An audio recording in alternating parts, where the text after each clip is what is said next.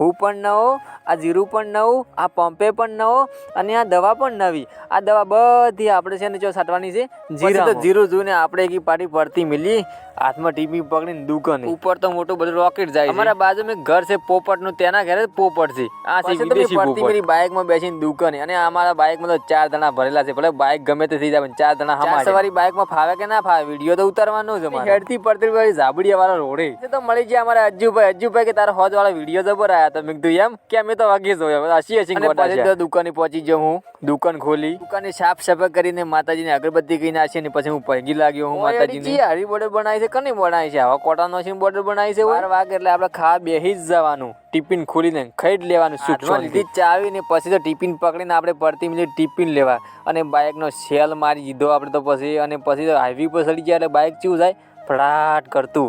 આપણે તો પછી જોવા જ ના બોલ પાડે ચી રિંગ છે. જેસેમેર વાળી રિંગ તો નથી ને? ના એ નથી, આ તો બીજી રિંગ છે. અને ચલો મળીશું બીજા બ્લોગમાં. અને બાય બાય. મારો મિની બ્લોગ કેવો લાગ્યો તમને?